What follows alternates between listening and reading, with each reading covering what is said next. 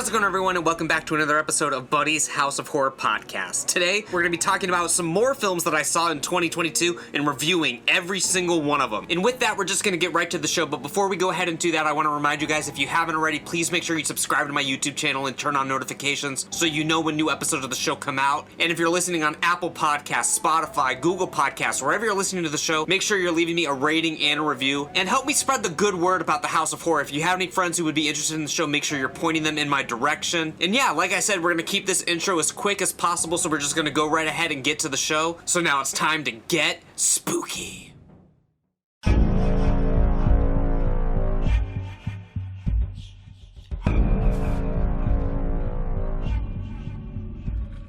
What's going on, boys and ghouls, and welcome back to another episode of Buddy's House of Horror podcast. And welcome to part 2 of every horror film that I watched in 2022.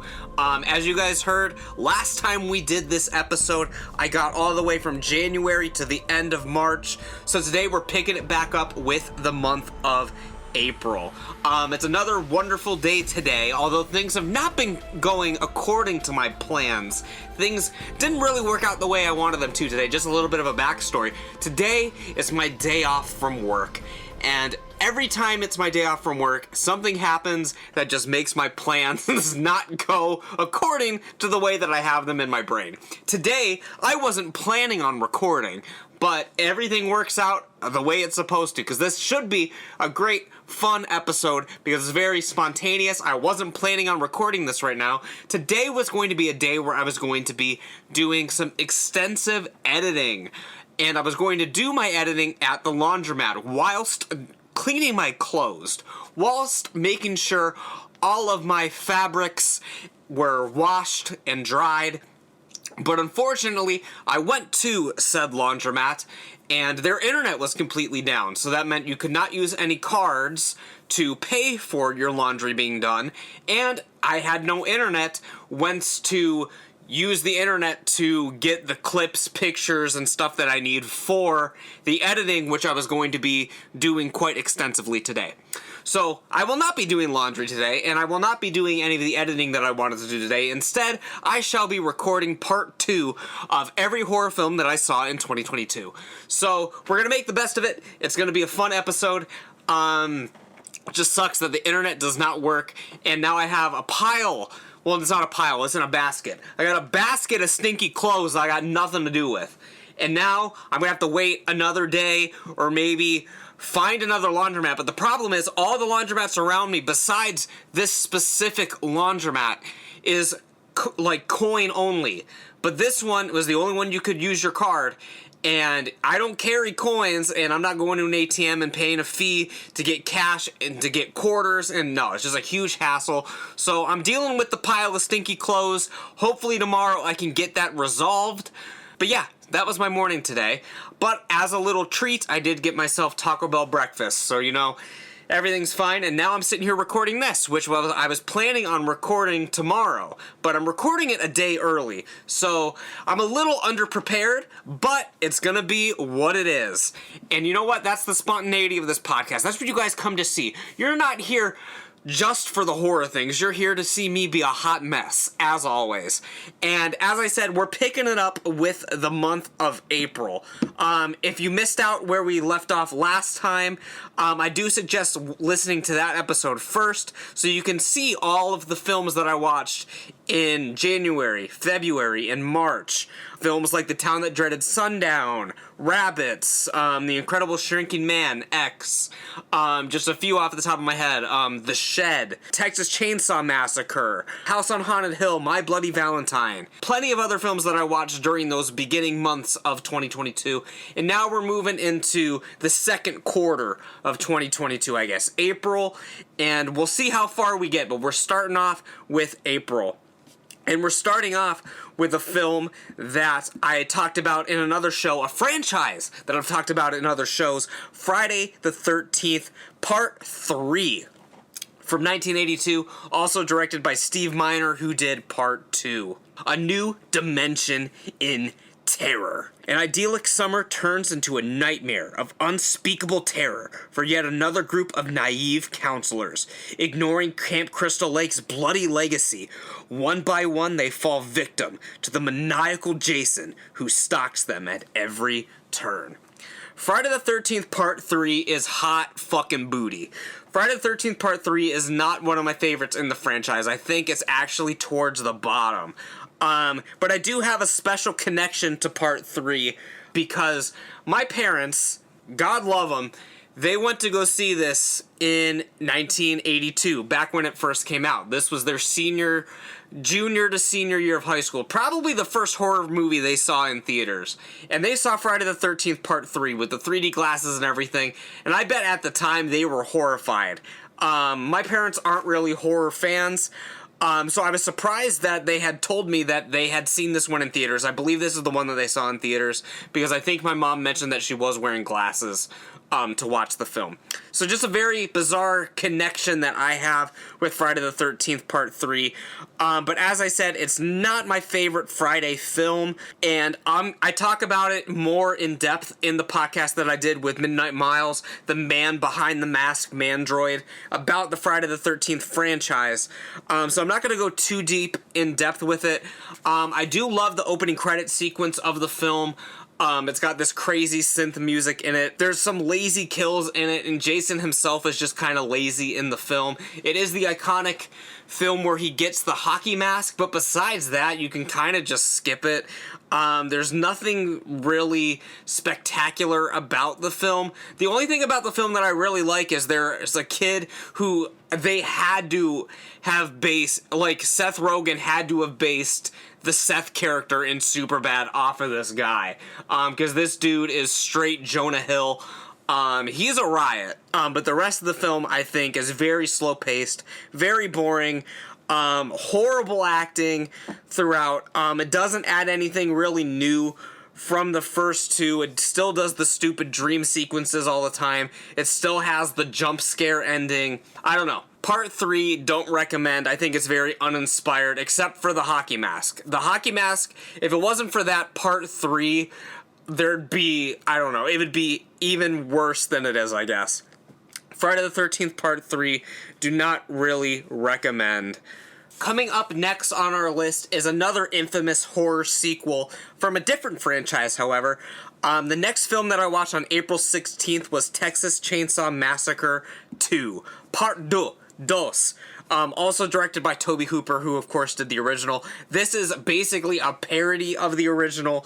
It's very, very heavy on the comedy, but after rewatching it, it is a lot more horrific than I remember it in the past. I remember actually excluding it from my top 10 horror sequels when I did that podcast with Miles because I felt it was too deep into the comedy. But after rewatching it, it is a lot more horrifying than I remember it being the first time around. After a decade of silence, the buzz is back.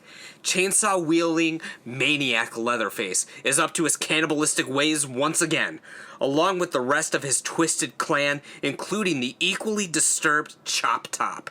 This time, the masked killer has set his sights on pretty disc jockey Venita Stretch Brock, who teams up with Texas lawman Lefty Enright to battle the psychopath and his family deep within their lair, a macabre, abandoned amusement park. It's a classic film. It's a classic sequel. It's very, very different tonally from the original, as I said.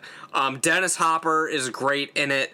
Bill Moseley as Chop Top is insane. And Carolyn Williams is very, very good. Very good scream queen in this film. And what I want to talk about with this film more so than the film itself was my experience watching Texas Chainsaw Massacre 2.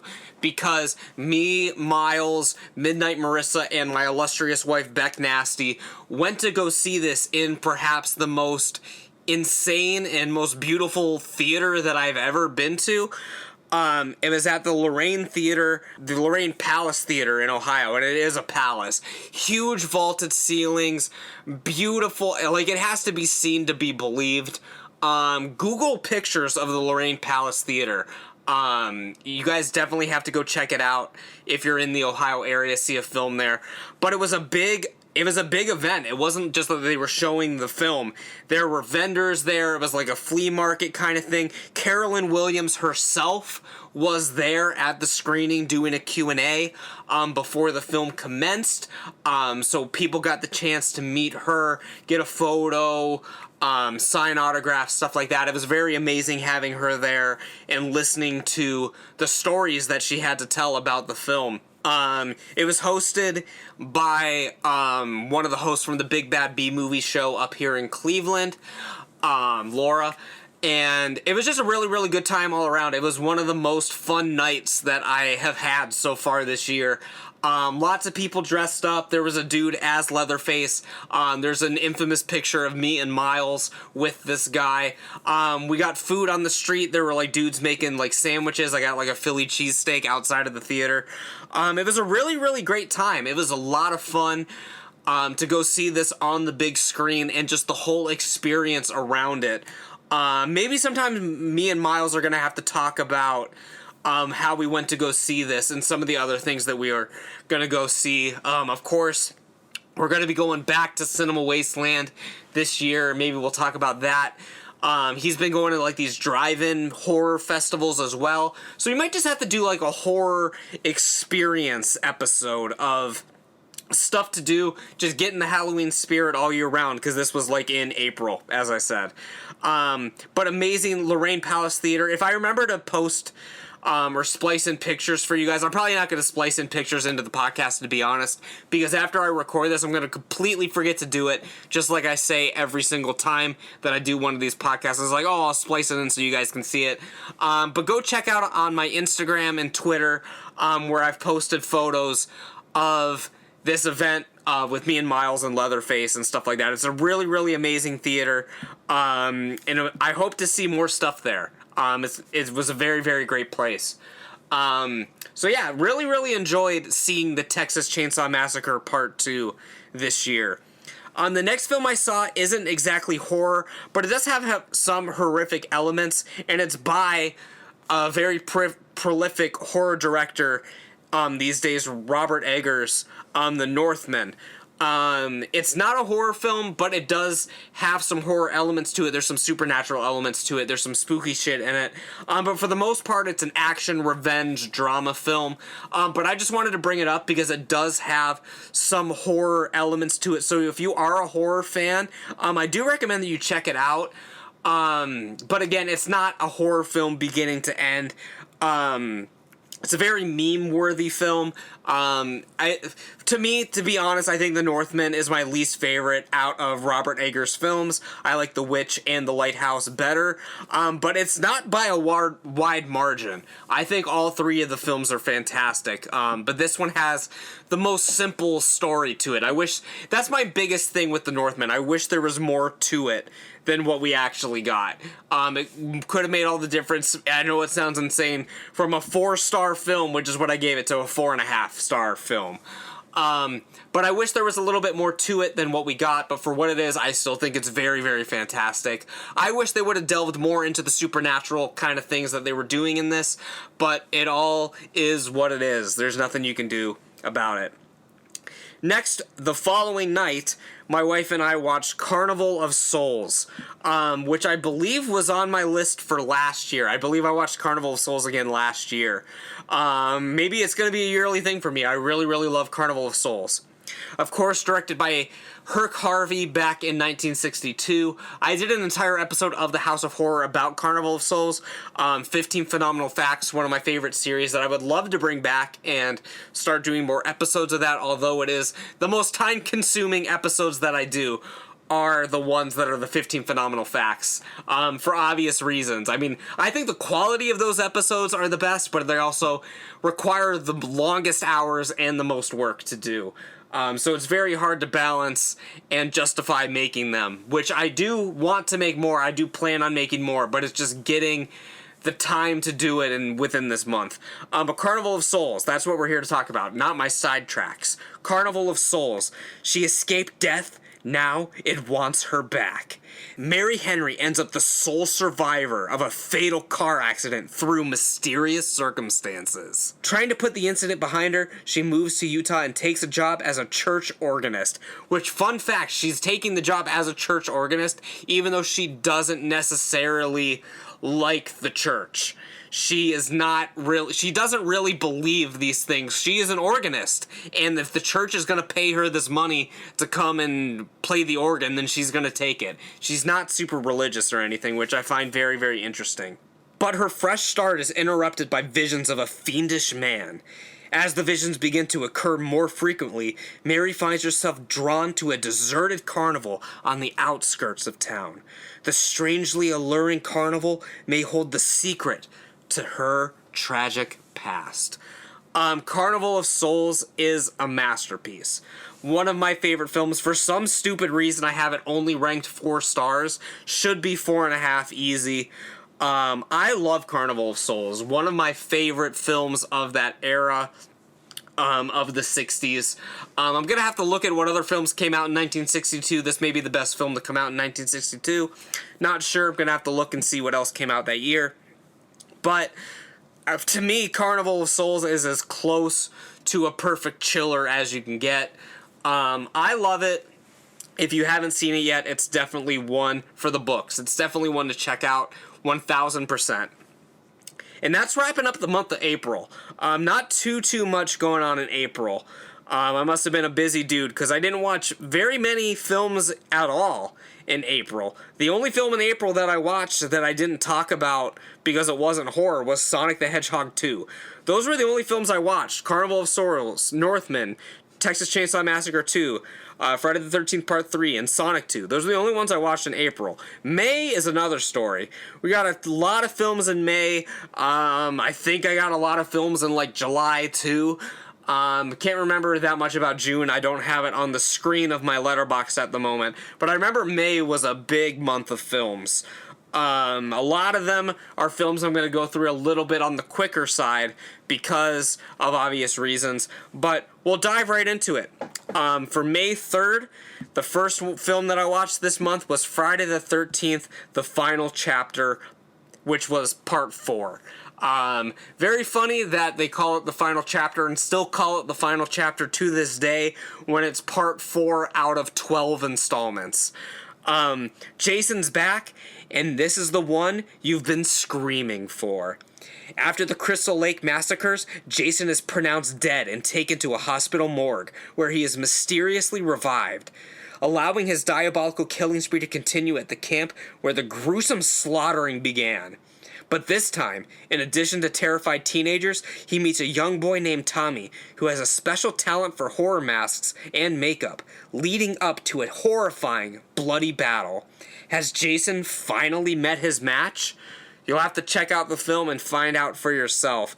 So I want to keep it short and sweet, but I love that Part 4 picks up right where 3 left off. Jason's body is still motionless in the barn. I love the cliched pervert doctor who's disgustingly eating like a deli sandwich over dead bodies, which is a huge cliche in horror films. And he's watching that weird aerobicized tape or whatever the hell he's watching. But yeah, I mean, I love Part 4. It's one of my favorite films in the Friday the 13th series. So I don't want to talk about it too much in this episode. I love the special effects. Of course, Tom Savini came back to do the special effects in Part 4. Crispin Glover is great. Corey Feldman is great.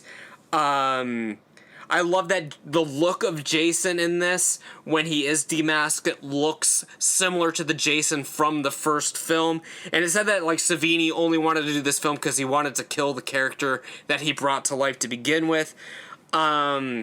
I like that Tommy Jarvis, it's like a unique twist because up until this point, it's just been a lot of teenagers and stuff. It's unique to have a child in one of these films.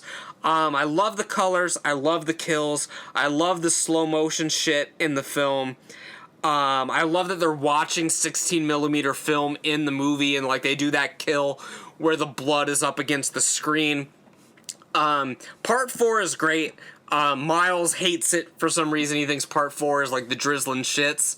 But part 4, in my mind, is as close to as perfect of a Friday the 13th as you can get. It's not my absolute favorite, but it is pretty close. And the next film that I watched was another Friday the 13th film. I watched them a little bit out of order. Was Friday the 13th 6, Jason Lives. Of course, this is the return of Jason after part 5, which, spoiler alert, he is not in part 5. This one was the one with the Alice Cooper song, The Man Behind the Mask. He's back. Incredible, credible track. Kill or be killed. Determined to finish off the infamous killer Jason Voorhees once and for all, Tommy Jarvis and his friend exhume Jason's corpse in order to cremate his body. Things go awry when Jason is instead resurrected, sparkling a new chain of ruthlessly brutal murders. Now it's up to Tommy to stop the dark, devious, and demented deaths that he unwillingly brought about. I love the intro of this film, first and foremost. The intro of this movie is one of the best in the entire franchise. With Jason coming out of the grave, the jump cuts up into his face like an homage to the original Frankenstein. I love all the horror references in this film. There's like Karloff's Bakery. There's all kinds of different things going on in the film. There's like Cunningham Street. There's so much stuff in this film that is it's just chock full of things that I love. I'm not the biggest fan of Alice Cooper as a musician, but I love what Alice Cooper represents, and I love all of the songs that are featured in this film. I love the nod to James Bond with the machete acting as the opening, how instead of James Bond shooting the camera, it's Jason slashing the camera and the blood drips down. I love this film. This is another one that I really, really love. One of my favorites in the series. Has a lot of humor in it. It has that crazy paintball scene. I believe that's in this one. I love it. It has the total package. It doesn't have the best kills in the entire franchise, but it makes up for it with everything else. The only thing about this film that I'm not really into is Tommy Jarvis himself. I think at this point, it's not adding anything new. I mean, the actor does a good job, but this is my least favorite of the Tommy Jarvises that we get in any of these films. This is the first one that really feels like a Hollywood movie. The other ones felt really like underground. This one, you have that big budget, sleek look to it. So part 6, one of the good ones. I really like part 6. And we're just going to move on to the next film that I watched. And that is The Rental. This one I watched with my mother-in-law. When she came over, we always pick like a crappy Netflix or Hulu horror movie to watch. I think my sister-in-law was here as well. And we picked The Rental, directed, strangely enough, by Dave Franco. Scheduled getaway, killer views. Two couples on an oceanside getaway grow suspicious that the host of their seemingly perfect rental house may be spying on them. Before long, what should have been a celebratory weekend trip turns into something far more sinister.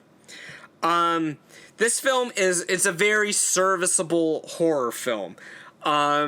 Needless to say, it's banking on the whole thing that was going on at the time where Airbnb owners were hiding hidden cameras in the Airbnbs and spying on people, and just in general people being very cautious of staying in other people's homes. You don't know what's going on, and it works the other way around. If you have an Airbnb, if you're hosting on Airbnb, the people you're letting in your house, it sort of toys with that as well, I guess.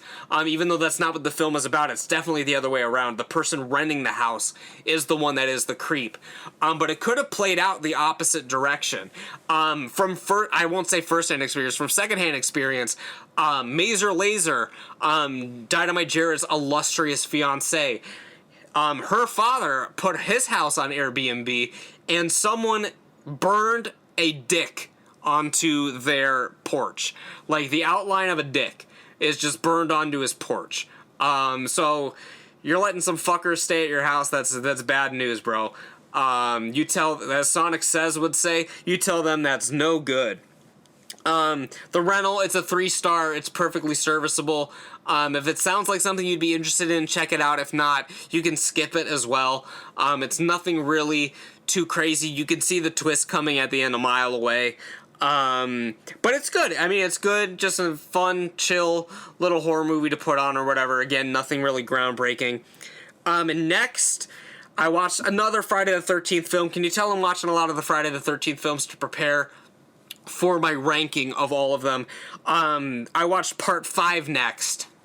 I watched Part 5 after Part 6 because originally I was saving Part 5 to watch with some people, but then the plans didn't turn out the way that I wanted them to, so I watched Part 5 instead of what we were planning. So that's why I did it a little out of order, because we were saving Part 5 for a different occasion. But needless to say, none of that matters. I watched Part 5 next. A new beginning wow, I screwed up that sentence, and I'm not going to edit it out. I'm leaving that in. I'm sorry I screwed up that sentence, ladies and gentlemen, boys and ghouls. I'm sorry that I flubbed over my words. It's fine. A new beginning to the first step in terror. Homicidal maniac Jason returns. Jason returns from the grave to cause more bloody mayhem. Young Tommy may have escaped from Crystal Lake, but he's still haunted by the gruesome events that happened there. When gory murders start happening at the secluded halfway house for troubled teens where he lives now, it seems like the nightmarish nemesis, Jason, is back for more sadistic slaughters. But as many spiral out of control and the body count rises, Tommy begins to wonder if he's become the killer that he fears most. Plot twist, no, it is not Tommy Jarvis that is doing the killings in this, nor is it Jason. This film has to be seen to be believed. Had I not rewatched it, I would have put it towards the end of my Friday the 13th rank, but rewatching it back, it's way, way better than I remember it being. It's really, really good. So many funny moments. Again, it's a film that you kind of have to talk about scene by scene to go over everything. I mean, there's the chocolate kill. There's like the goth e-girl dancing in the bedroom. There's the scene where the dude is trying to seduce someone on the couch and he's asking her to make love to him, and then she cracks up and then he flips out and runs out of the room. There's so many classic scenes in this film. I love Part 5. For some reason, I mean, everyone hates it because for the same reason people hate Halloween 3. Because Jason isn't in it. Michael Myers isn't in Halloween 3. It's the easy reason to hate it. But as far as the bounce back, now everyone loves Halloween 3 Season of the Witch. Everyone is making it seem like it's better than it is. With Friday the 13th, A New Beginning, Part 5, I don't think it has a cult following, but it's not as big of a deal as people make Halloween 3 out to be for some reason. But regardless, I love Part 5, just like I love the next film in the series that I watched a couple days later, Friday the 13th, the remake from 2009. Welcome to Crystal Lake. A group of young adults visit a boarded-up campsite named Crystal Lake, where they soon encounter the mysterious Jason Voorhees and his deadly intentions. This film, the biggest thing about this film is it just doesn't feel like a Friday the 13th film to me. It feels just like a modern horror film. It doesn't have the Friday the 13th tone to it. Although it tries to have similar things that a Friday the 13th film would have. Sleazy, trashy kills, trashy dudes making comments about women, just ridiculousness. I love that the opening credits, or not even the opening credits, the title card pops up like 25 minutes into the film. I love the remake, but it just doesn't feel like a traditional Friday the 13th to me. I think out of the big 3 remakes, Friday the 13th, Nightmare on Elm Street, and Halloween, this one is by far the best out of those 3. I think it's a very good, solid remake. But as far as where to rank it in the Friday the 13th series, you're gonna have to check out my episode to find out. Next couple films I watched were not horror films, and guess what, ladies and gents? The next horror film that I watched is yet again another film in the Friday the 13th franchise. And from here on out, I think I go sort of back in order with them. I believe I go back in order. Because I was flopping around a little bit, but now we're back on track with Friday the 13th Part 7, The New Blood from 1988. Jason is back, but this time someone's waiting. A young girl who possesses the power of telekinesis accidentally causes her father's death after a family dispute at Crystal Lake. Years later, when doctors try to exploit her abilities, her powers become a hellish curse, and she unwittingly unchains the merciless, bloodthirsty Jason Voorhees from his watery grave. This film, I think it's a little bit of a mixed bag. I think they opened up too much with giving a human supernatural powers, and it put us down a road where Friday the 13th didn't really need to go, which led to Jason Goes to Hell, which is one of the worst films I've ever seen in my entire life. Part 7 is probably the coolest looking Jason. This is when he's like full buff zombie decaying Jason. The first time he's played by Kane Hodder as well. It has the worst ending out of any of the Friday the 13th films, which keeps it from ranking higher up on my list than maybe it should be. But the ending is just so horrendous that it really, really brings it down. It's ridiculously bad. There's also a lot of weird fan films that pick up the story from Part 7, with a lot of the original actors returning, that were just made a few years ago. I haven't seen any of them. It's just very, very bizarre that that's a thing that even happened. I don't know. Friday the 13th Part 7 is a mixed bag. I do like it a lot more than some other films in the franchise, but I can't admit it has a ton of problems. But there's still a lot of things in about it that I really, really like. Next film coming up on my list, it's not Friday the 13th, ladies and gentlemen. The next couple films that I watched were not in the Friday the 13th franchise, but I do know what you did last summer. That was the last film that I watched. This film's from 97. It is one of the biggest horror films of the 90s. Probably my second or third time watching it. And the reason I haven't watched it that much is because the first time I saw it, I don't remember it being that great. And this next time I watched it, I kind of felt the same way. I mean, it's fine. It's completely serviceable. If you're going to bury the truth, make sure it stays buried. As they celebrate their high school graduation, 4 friends are involved in a hit-and-run accident when their car hits and apparently kills a pedestrian on an isolated roadway.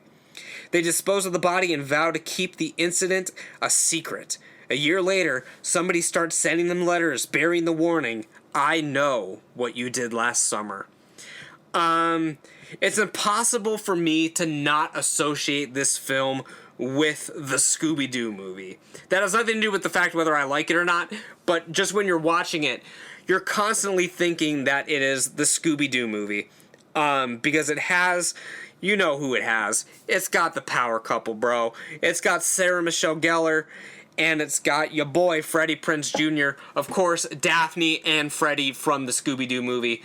This was a couple years earlier, and the film just has a general... the tone is very similar. It's more similar than you think it would be. It's very similar to the Scooby-Doo movie, in my mind. Maybe I'm crazy, but I always put those two films...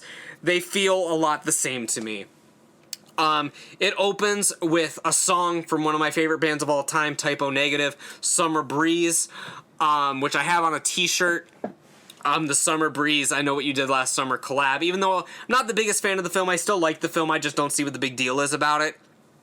But boy, do I love me some Summer Breeze. It has a really big budget feel, with good, credible actors at the time. Good camera angles, helicopter shots.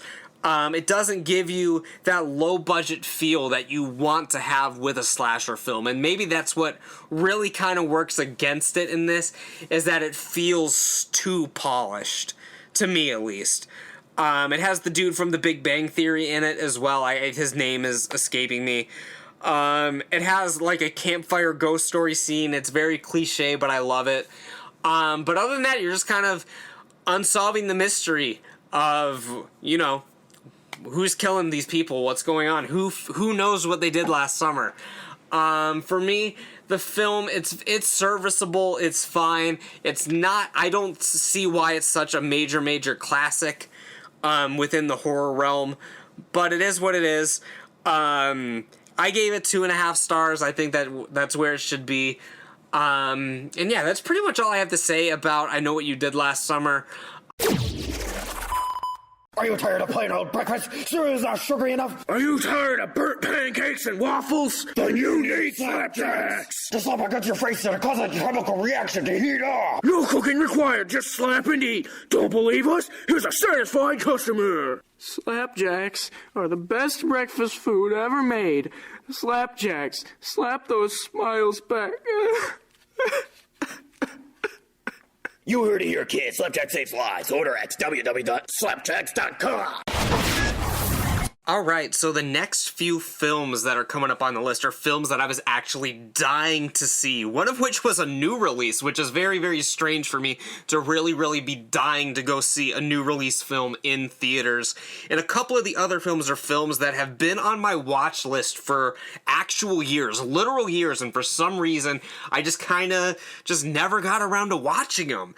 And of course, there's a couple Friday the 13th films in the mix between those. But the next few films are films that I was very much anticipating and very much looking forward to seeing. Again, one of them was a new release, and that is the next one we're going to be talking about, was Men. We're going to be talking about Men. I saw this in May 28th of this year. Of course, it is a new release, so it came out. It was brand spanking new. I don't know if this was the weekend it came out, or it was pretty damn close to it. It was pretty close to the release of the film. Of course, directed by Alex Garland, a director I very much admire from his work in Ex Machina. I've never seen Annihilation, so I've definitely got to see Annihilation after watching Men. What haunts you will find you. In the aftermath of a personal tragedy, Harper retreats alone to the beautiful English countryside, hoping to find a place to heal. But someone or something from the surrounding woods appears to be stalking her. What begins as simmering dread becomes a fully formed nightmare, inhabited by her darkest memories and fears. This film is very divisive amongst horror fans, amongst people in general. There's been a lot of different discourse on the internet about it, from both sides of the spectrum. A lot of people really love it, a lot of people really hate it, a lot of people fall into the little middle area of it. I guess for me personally, I fall into the little middle area of it, leaning towards liking it a lot. I gave it 3.5 stars, so I guess a little bit of the story of when I went to go see it.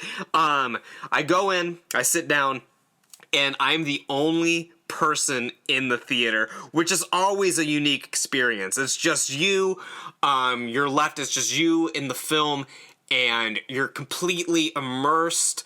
And I've told this story before about how I saw Paranormal Activity 3, and me and the person I was with were the only ones in the theater, and it's just a very unique experience, especially for a horror film, and I was very much looking forward to having a similar experience with that with Men. But then, about 15 minutes after the film started, another couple walked into the theater, so it was just me and this other couple.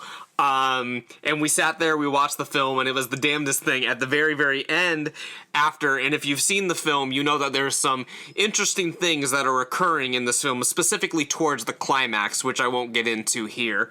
But I walk out, and I look, and the couple who were in there, they were probably like 22, like early 20s couple, boy and girl.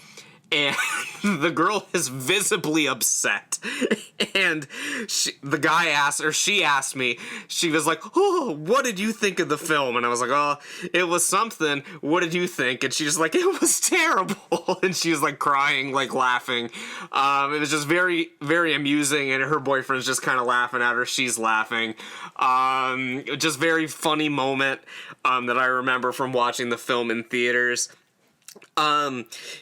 I don't want to go too much in depth about the plot or the story of this, or really the controversy from both sides. I mean, a lot of people are saying that, like, oh, it's all about men's toxic traits, which are true, but they're also saying that, yes, it was a male director, and he's saying what women think are men's toxic traits, blah, blah, blah, blah.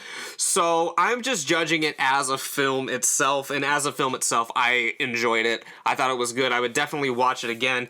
One thing that I didn't know going into the film, which is maybe something you should know going into the film if you plan on watching it, is that all of the men, basically, except for one guy at the beginning, but all of the men, the majority of the men we see in the film are played by the same actor, who does a very, very amazing job. But I didn't know that going in. So going in, I was like, that priest kind of looks like this guy and stuff like that. So, like, had I known going in that it was all the same person, it would have made a lot more sense, because for a while I just thought, like, oh, is this person disguised as... Because basically, okay, there's a naked guy wandering around, and the naked guy looks very, very similar to this priest character, which I just said they're played by the same actor. So I thought, okay, is this priest actually this naked guy in a wig because the naked guy is bald? Had I known it was just all portrayed by the same actor, I wouldn't have had that thought. So going in, just know they're all played by the same dude. With that, there are some... It's a mixed bag, because he does do a good job in all of his roles, but he also plays a child in this, and they, like, CG his face onto a child's body, and it looks like fucking shit. And when I was watching it, since I didn't know it was the same guy, I was like, what, like, why is there this weird CG teenager in the movie? Very, very bizarre. I should have done my own research going, because it's very obviously a CG face. There's no way about it. There are some very good effects in this film, especially towards the end, but there's also some pretty bad effects, and it's bad when it's a character in the film, as you're just looking at him and you're just like, I know that that's fake. Very ridiculous. Speaking of the naked guy, I mean, you'll see this going in. I wish they would have kept this naked stalker that's outside of the house. I wish they would have kept him more in secrecy. I think they show him a little too much during his introduction. I would have kept it a little bit more of a mystery of what was going on, but they're showing him, like, full frontal and everything, and they're showing, you know, his face. They're showing him sneaking up to the house. I would have kept it a little bit more mysterious going in, but that's not really what the film is about. That's just a little plot point of the film, is the naked guy. But at that point in the film, you don't know that. So when I was watching the film, I was like, damn, I wish they would keep this a little bit more secret. Again, misogyny is a major theme in the film. Every male character in this film is a complete fucking dick. The priest in particular is really horrible.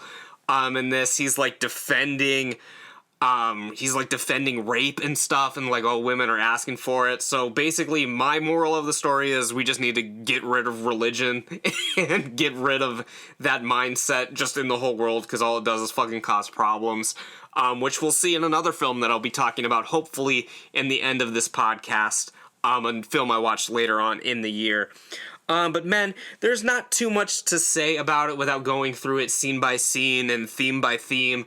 It's well acted throughout, from the main guy who does everything and the main woman who is having to deal with all these terrible men.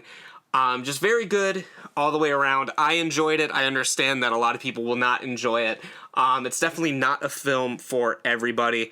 But I was very excited to see it in theaters. So moving on to the next film is a film that I saw this year for the first time, and I deeply regret not seeing it when it came out back in 2017 since then, because basically this has been 5 years that this film has not been in my life.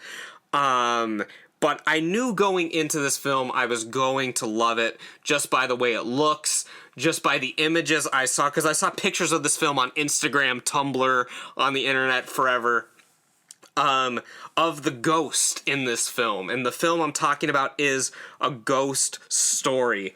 This was directed by David Lowery from 2017. It stars Casey Affleck and Rooney Mara.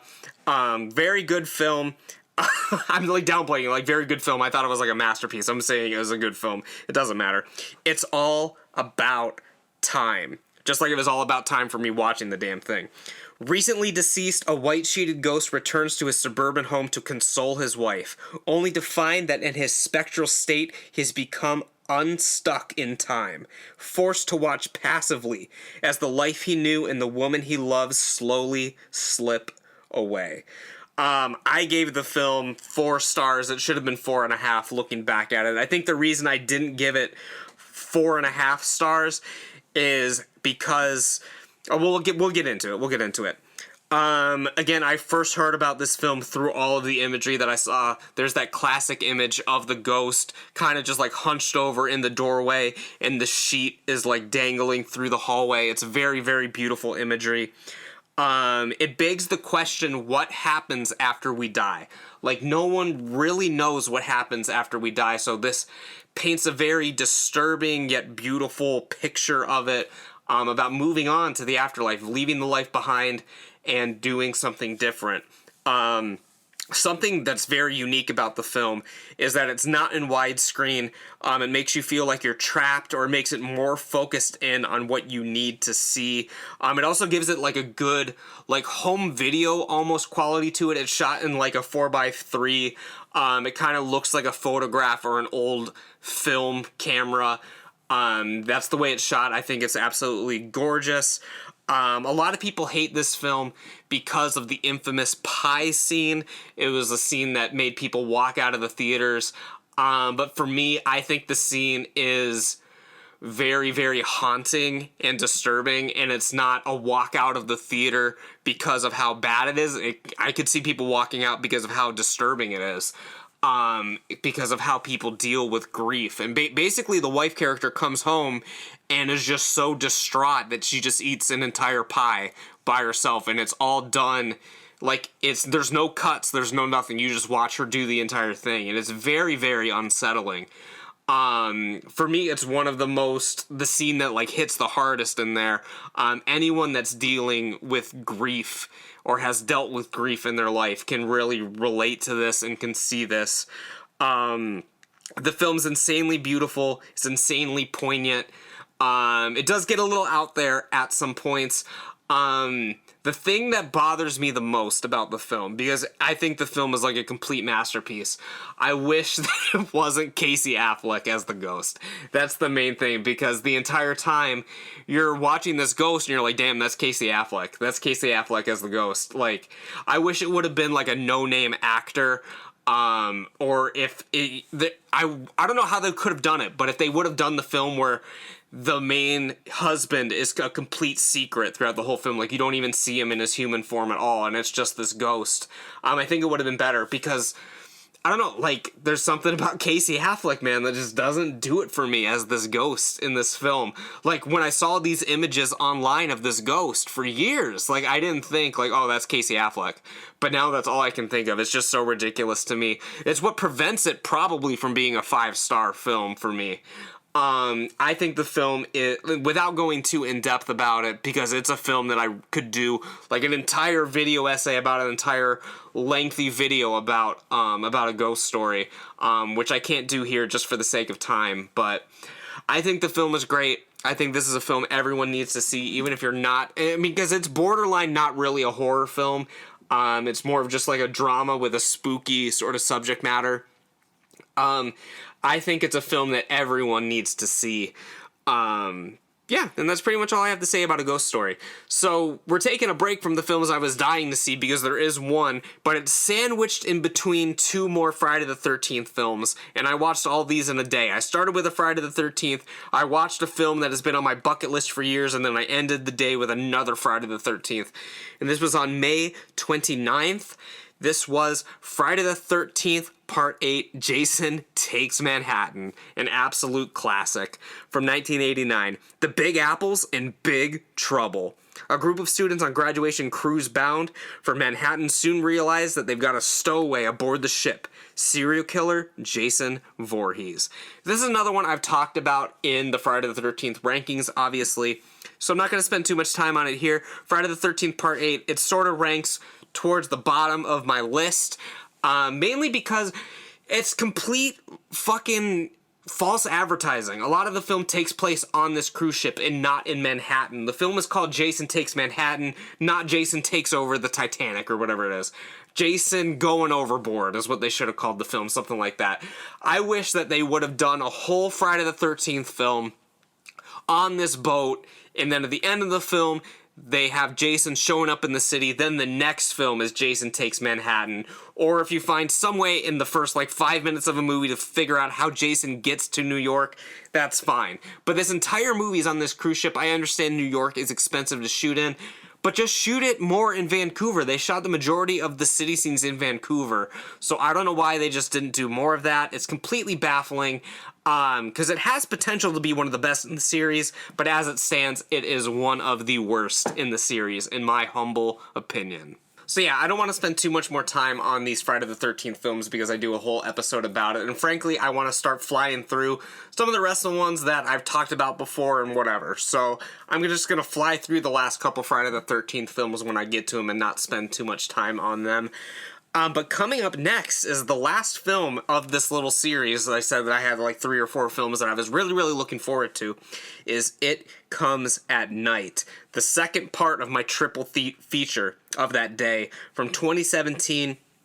Secure within a desolate home as an unnatural threat terrorizes the world, and man has established a tenuous domestic order with his wife and son, but there will soon be put to the test when a desperate young family arrives seeking refuge. It Comes at Night is another film that I don't know how for years I did not watch it. It's not a post-apocalyptic film, it's still in the middle of it. There's a sickness in the film very similar to today, actually, with COVID and all this kind of stuff. So it's very, very similar to what we're going through today. It sort of predicted the future a little bit, I would say. Very, very similar. The film is very dark. It's very beautifully shot and everything, but it's shot to be gritty. It's shot to be, very dark, depressing, stuff like that. The disease, I believe, is spread through the water supply because, in the film, everyone's wearing masks when they're kind of in exposure to the sickness, but when you're outside, they're not wearing the mask, so it's kind of similar to what we were dealing with COVID, I would say. Not really, but it's fine. But they do mention a scene about, boiling water and having fresh water supply, so I think the disease is somewhat through the water. And I've read some online theories and stuff like that where people are sort of saying that as well. So that's not my own personal theory that I came up with. It's just sort of what I believe based on research others have done. The film, it really makes you think about what you would do in these situations. It's very dark. As I said, there's not as much to say about this film in particular. It's just one, again, that I think all people should go ahead and see. It Comes at Night. I don't know what comes at night. There could be a monster, there could not be a monster. There is a scene where the dog is going apeshit, but you don't really see what he is going apeshit about. Of course, the dog you see on all the posters and everything like that. It is a film that, again, it's another one that I should have watched a few years ago, back when it first came out. For whatever reason, I missed the mark. It's also one that I think I've had this film on Blu-ray since it came out, but I haven't watched it for some bizarre reason.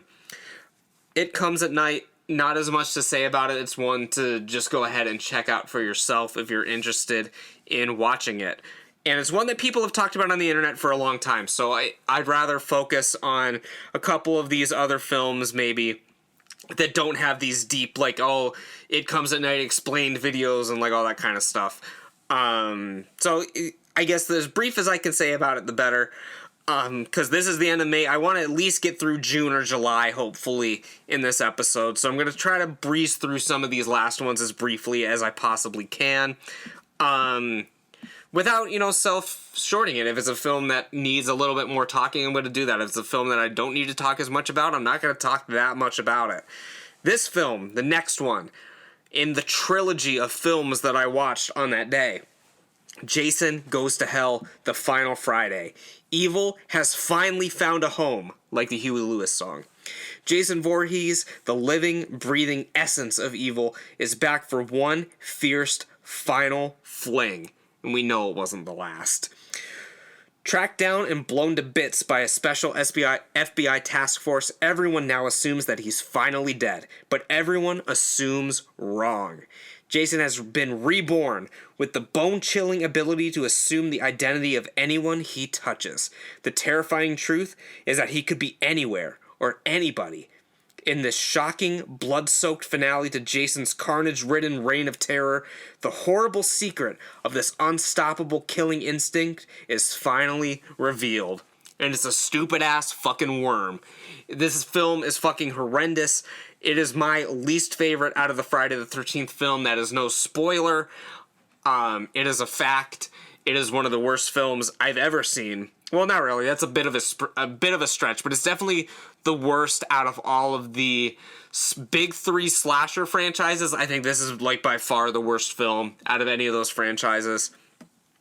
Go check out my Friday the 13th Ranked for more information about that. It's really, really fucking bad. Skipping ahead to June. We're finally on June.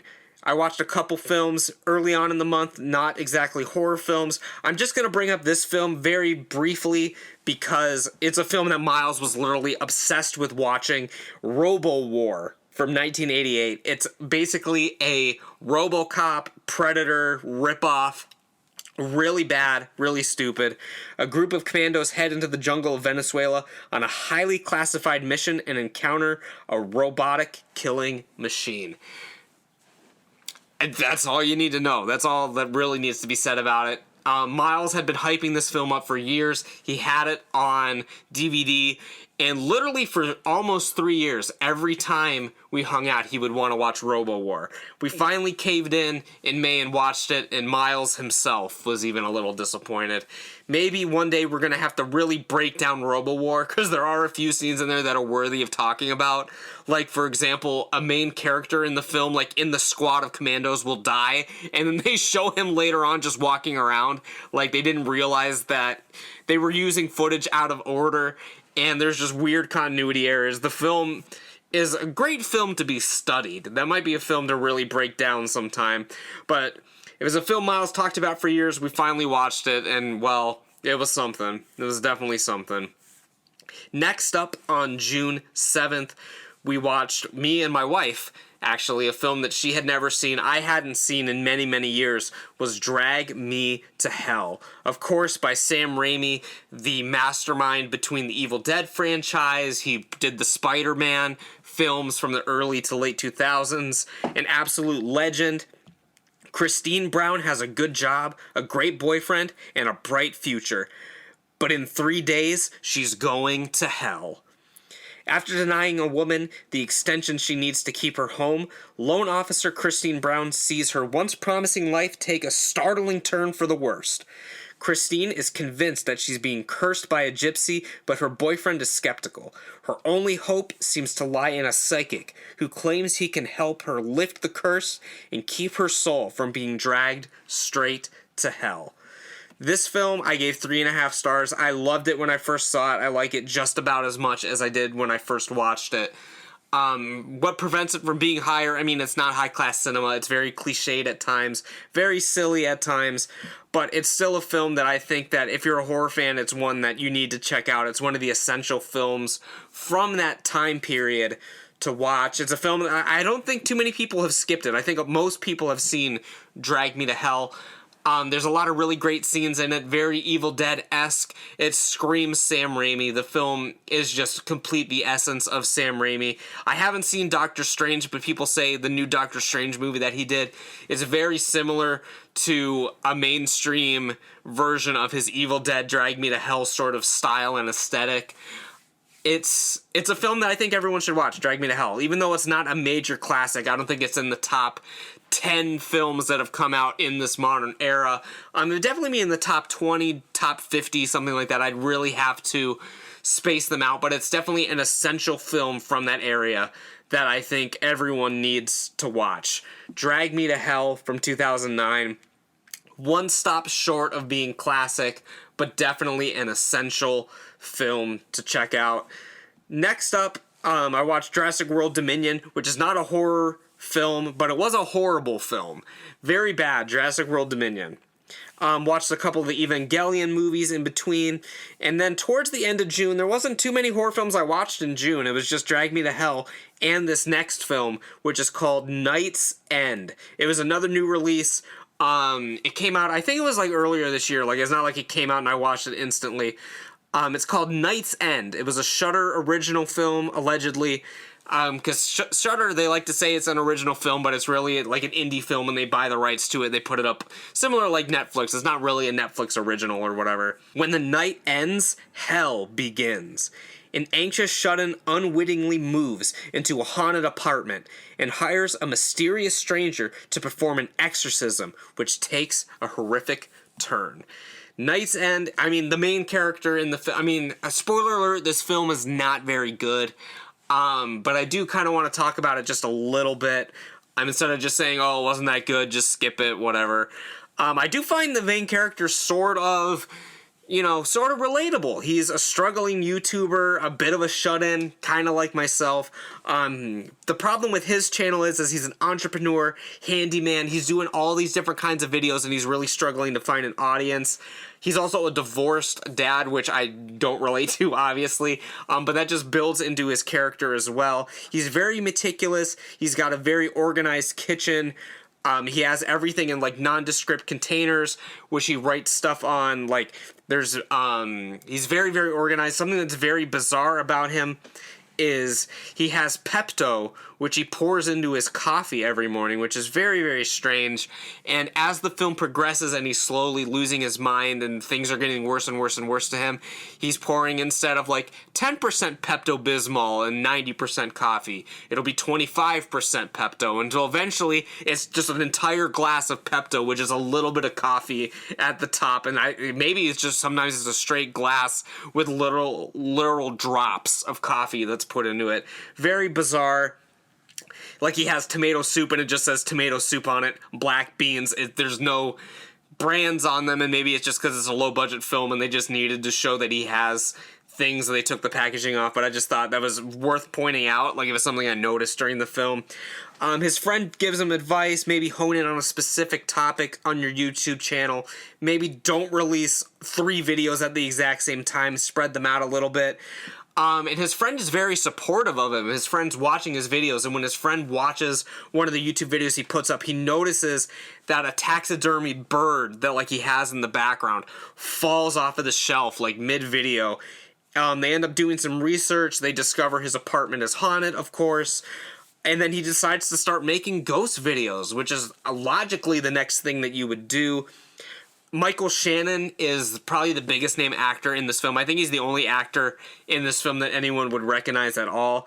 He seems absolutely trashed during the film. He seems like he doesn't give a shit at all to be there. He was just getting a paycheck. That's just how it seems. I don't know if that was actually the case. His utilization in the film is very bizarre, regardless. As I said, he increasingly starts going insane. And then the ending of the film is probably one of the most unintentionally hilarious things I've seen in a long time, which makes me feel bad because I can tell that the film obviously did not have a big budget, obviously didn't have a big studio behind it, but the ending is just kind of laughable. And everyone's just screaming and making goofy faces at the camera. It's very, very, very stupid, and it makes me feel bad. I'm sort of ragging on it, but it's just, it is embarrassing. The end is kind of embarrassing. Night's End, I don't recommend it, and I don't know. There's not much really to say about it. I just kind of wanted to give a little bit of the background of the story to you guys, without just saying just completely disregard it. The film leading up to that point is relatively entertaining, but the ending, man, it just completely sours it from being, oh, this is an underrated gem, to, oh, this is just kind of bad. So Night's End, I can't really recommend it. It's still up on Shudder. If you guys are interested in checking it out, it's not a very long watch. It's only 80 minutes. So maybe if it's the film you put on after a double feature, or just kind of something to have on or whatever, I'd say check it out. But it's definitely not one that's going to be an underrated classic in a few years. It's just going to fade into obscurity, if I can be honest with you guys. Moving on to the month of July. That was the only films we watched in June, or just a couple little films in June. Freddy vs. Jason. I watched on July 1st, and it's from 2003, of course. Again, I'm not going to spend too much time on Freddy vs. Jason. I won't even read the description, because I think Freddy vs. Jason was in the video I watched last year, too. of the films I watched in 2021 because I watched it in preparation for the Nightmare on Elm Street ranking. I watched it in preparation again for the Friday the 13th ranking. So you guys should know my opinions on Freddy vs. Jason at this point. So I'm just going to kind of skip over that one for the time being. And the film I watched after that was Everything Everywhere All at Once. Not a horror film worth bringing up. It's an actual masterpiece. It does have Jamie Lee Curtis in it, so it's not totally off topic. And there are some scary things in it, so again, it's not totally off topic. But the film is very, very good. Everything Everywhere All at Once. It's definitely a film that everyone needs to check out. All at once. All at once, everyone needs to check it out. Everything and everywhere that you are. Go check it out. Very, very good film. And coming up next is The Black Phone, which is another film I saw in theaters. It's a new release film. I think it actually came out like last year, but it didn't get a release in theaters until this year. Never Talk to Strangers. Finney Shaw, a shy but clever 13-year-old boy, is abducted by a sadistic killer and trapped in a soundproof basement where screaming is of little use. When a disconnected phone on the wall begins to ring, Finney discovers that he can hear the voices of the killer's previous victims, and they are dead set on making sure that what happened to them doesn't happen to Finney. I thought The Black Phone was a very good film for what it was. It's very much more of a psychological thriller than it is a horror film, but it does have a lot of horror elements, and it has a horror aesthetic. Of course, he's talking to the ghosts on the phone of the past victims, and it's just a scary concept, like child abduction, being in this basement, and a killer that you can't reason with, a killer that's completely psychotic. There's very memorable scenes in this film. I wish the film was longer than it was. It's 103 minutes. This film I think you could have made longer. I really enjoyed every moment of The Black Phone. I don't think it's a film that's like a masterpiece or anything. It's only a 3-star film, but when I was watching it, I wish that it was longer. I wish there was a little bit more to it than what it was. It's even with the ghost aspect of it, it's still a relatively simple film, very, very simple concept and everything. So let's talk about The Mask in this film, because everyone's going crazy about The Mask. It, of course, was conceptualized and made by Tom Savini, the iconic horror makeup special effects artist behind some of your favorite horror films from the 70s and 80s. You guys know Tom Savini's work, even if you don't know who Tom Savini is. But I'm assuming if you're listening to this podcast, you know who Tom Savini is. The Mask, basically, The Mask in this, it's a nameless ghoul. The Mask in this film is a nameless ghoul from the band Ghost. Tom Savini was probably drunk off his ass watching Ghost music videos online and was like, damn, that's going to be the mask for my next horror film. It looks exactly like the Nameless Ghouls, except for the fact that you can change the facial expressions on it. The Nameless Ghouls, of course, have no facial expressions on the mask. And that's how we first see the mask in this. There's no mouth on it at all. You can't tell his expression. But the mask has these, like, indents in it where you can change the bottom piece. So there's a creepy smile, there's a frown, you can make it look angry, scary. And I think it's a good concept for a mask, but that was immediately what I thought when I saw it. I was like, damn, that is a Nameless Ghoul mask from Ghost. And yeah, I like The Black Phone a lot. There's not too much to say about it. I do recommend that everyone goes and checks it out once it is, well, probably at this point you could probably get it on Blu-ray. Because this is, I'm recording this a little bit in advance. So I'm pretty sure at this point you can go get it on Blu-ray, you can rent it on demand. So I would definitely recommend doing so for The Black Phone. I definitely love that I got to watch it in theaters. And yeah, it was a great experience all the way around. So coming up next, as I said, we just have a few films left because I just want to wrap out this month of July for you guys. I rewatched, actually, a film I talked about already in this very episode, Friday the 13th Part 2. I wanted it just to be a little bit fresher in my memory going into recording all of the films that we ranked in the Friday the 13th franchise. So I rewatched Part 2, and I rewatched the film that I'll be talking about for the first time in this 2022 series, the last of the Friday the 13th films that I hadn't watched yet in preparation for the episode, which is the last film that was made besides Freddy vs. Jason, the last actual film in the Friday the 13th franchise, not the crossover franchise, was Jason X from 2001. Evil has an upgrade. In the year 2455, Old Earth is now a contaminated planet, abandoned for centuries. A brown world of violent storms, toxic land masses, and poisonous seas. Yet, humans have returned to the deadly place that they once fled, not to live, but to research the ancient, rusting artifacts of the long-gone civilizations. But it's not the harmful environment that could prove fatal to the intrepid young explorers who have just landed on Old Earth. For them, it's Friday the 13th and Jason Lives. Jason X, very, very fun film. But I can't justify giving it over 2.5 stars on my Letterboxd. But still a very, very fun film regardless in the Friday the 13th franchise. We've talked about it in other shows before. It's a film Miles and I have watched together, and it's just a riot, man. It has a couple of my favorite kills in the franchise. Of course, the film where the girl's head gets frozen underwater and then smashed up against the counter. And the sleeping bag scene, there's like simulations, like they put Jason in a simulator. It's just so ridiculous. The film is an absolute riot, a must watch if you guys haven't seen it yet. Coming up next is a film I mentioned briefly in this episode so far because I watched a film by the director already this year. I rewatched Ex Machina, directed by Alex Garland. One of my favorite films from 2015, if you guys remember. Back in 2015, at the end of the year, I made a top 10 list of all the films that were in my top 10 of 2015, and Ex Machina was on that list. There is nothing more human than the will to survive. Caleb, a coder at the world's largest internet company, wins a competition to spend a week at a private mountain retreat belonging to Nathan, the reclusive CEO of the company. But when Caleb arrives at the remote location, he finds that he will have to participate in a strange and fascinating experience in which he must interact with the world's first true artificial intelligence, housed in the body of a beautiful robot girl. Ex Machina, if you missed it when it first came out in 2015, this is a film another one that I think is absolutely essential viewing.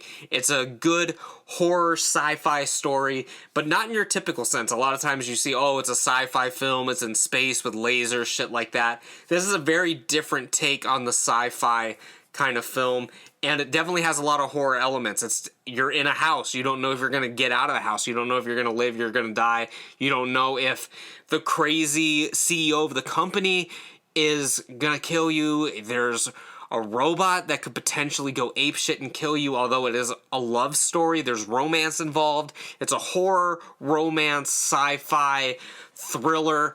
The film is just kind of bizarre. It has a lot of different elements to it. There's weird dancing segments to it, and you don't know who's gonna outsmart the other. I mean, pretty early on, you know that there's gonna be some tension between these three parties, the robot, the CEO, and our main character, Caleb, who is the one who was brought here to begin with on mysterious circumstances. So you don't know if he's going to get killed by the CEO. You don't know if he's going to get killed by the robot. You don't know what is going to happen in this film. It keeps you guessing. There's a lot of twists and turns. Some of the twists and turns you can see coming. Some of the other ones you can't really. It's just a really good film, and I believe this was Alex Garland's first film, at least his first like mainstream film that a lot of people saw.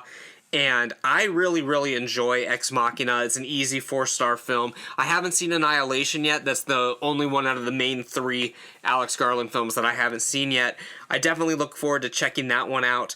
And coming up after Ex Machina is a film from 2009 that I saw in theaters. One of the first horror films that I saw in theaters, to my knowledge, besides the Saw films and stuff like that.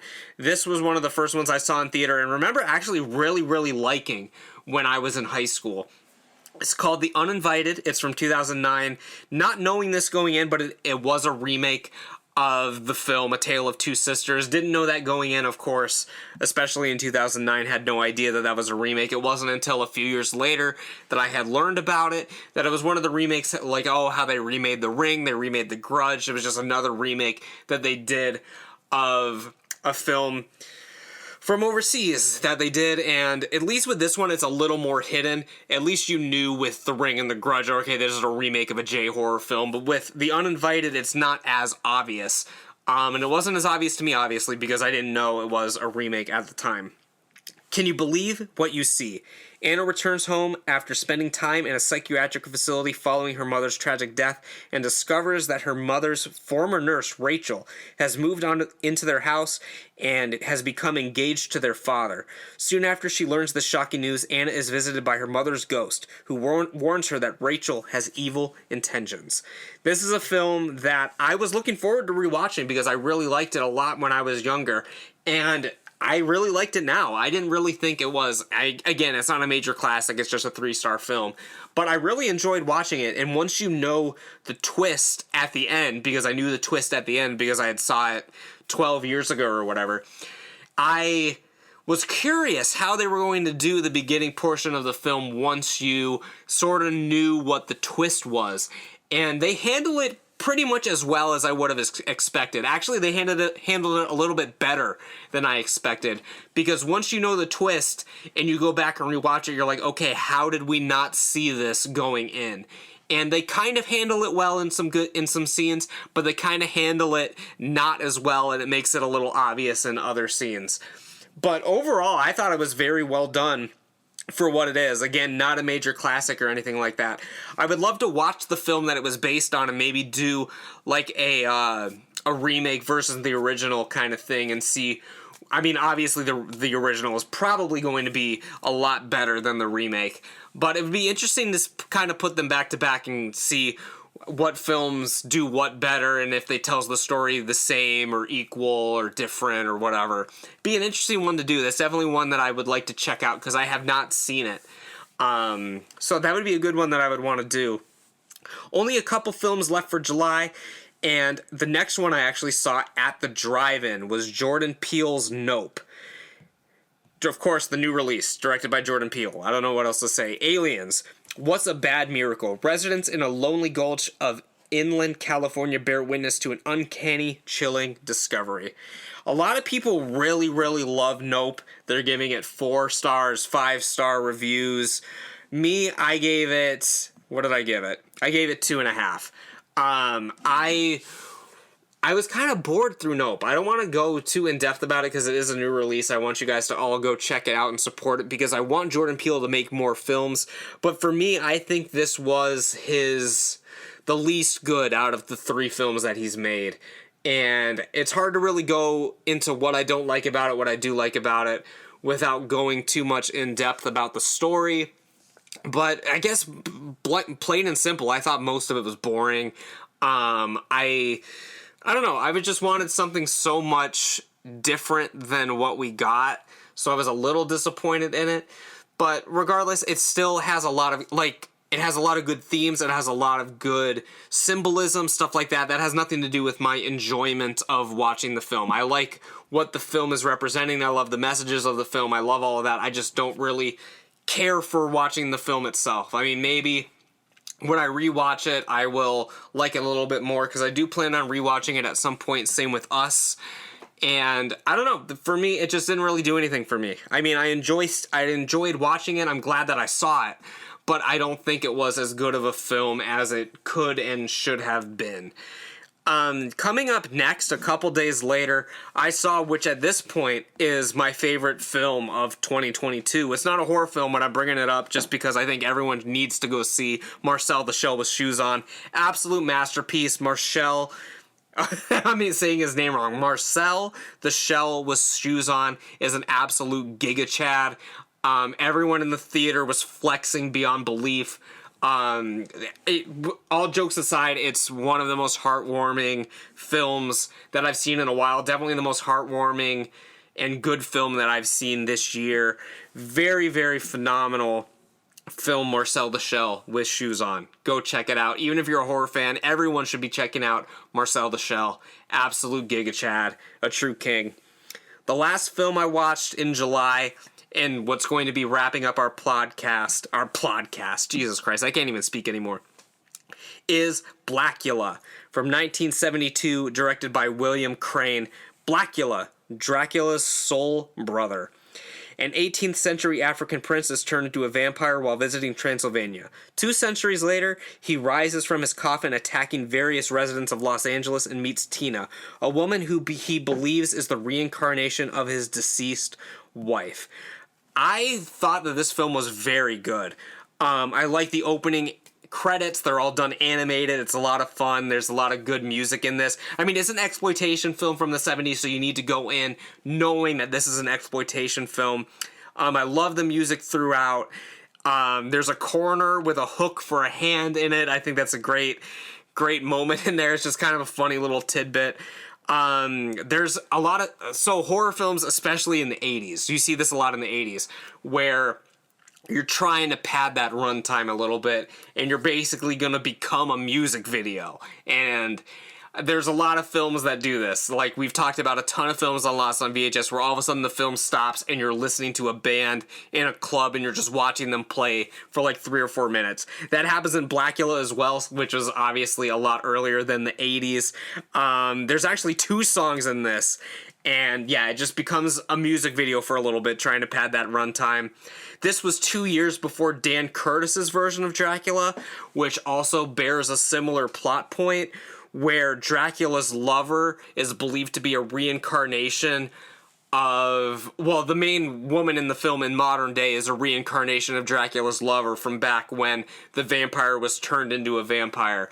And so I believe the Dan Curtis film owes a lot to Blackula. So does Francis Ford Coppola's Dracula film, where that is another big plot point of the film. Blackula himself, he has a great look, great voice. There's also many vampires in this. He turns his lover into a vampire, and it's just very good. The film is not, because a lot of people go in, they're like, oh, this is just a parody of Dracula. It's not a parody of Dracula. It's its own original story. Dracula himself is actually in the film at the beginning. He's the one who creates Blackula. And one of the things that I think could be a disappointment about this film is that it's not... It's a lot of like police procedural kind of thing, unraveling like the mystery of what's going on, and not as much on the horror stuff. A lot of it, again, is like a police drama for part of it, which is, I can see being a little bit disappointing. But overall, I don't think it really affects the film, like the quality of the film, that much. I mean, it is a police procedural for a lot of it. It's about half and half horror, half crime film, where you're trying to figure out what's going on. And overall, I think it's a good film. I gave it 3 stars. I think that's where it needs to be. And looking at Letterboxd, the average rating is 3 stars. You get like a little 2 pyramids going up all the way to the 3-star. It goes up, and then at the 3 o'clock is the peak, and then it goes down a little bit towards then, which is good. It's a good, serviceable vampire film from the 70s. And yeah, that's pretty much all I have to say about it, and that's pretty much all I have to say for this podcast. I want to know what films you guys have watched so far this year. You guys need to let me know down in the comment section below if you're over on YouTube what films you have watched in 2022. What are some of your favorites? What are some of your least favorites? And let me know what I should be checking out, because there's still a few more months in 2022. So I would love to know what I should be checking out next. So definitely reach out to me on Twitter, reach out to me on Facebook, Instagram, wherever you guys want to reach out to me. And yeah, I will be closing out this episode in a second in the outro. But yeah, I just wanted to say thanks for checking out this episode, you guys. Thanks for listening to what I had to say with the films that I've seen so far in 2022, at least through the month of July. We'll pick it back up again, maybe later this month. I don't know. Maybe we'll do another episode later this month of films I watched through August, September, and October so far. I'm not sure. But definitely an episode at the end of the year where I'm wrapping up everything that I saw in these remaining months of 2022. So with that, just again, wanted to say thanks, and I'll see you guys in the outro.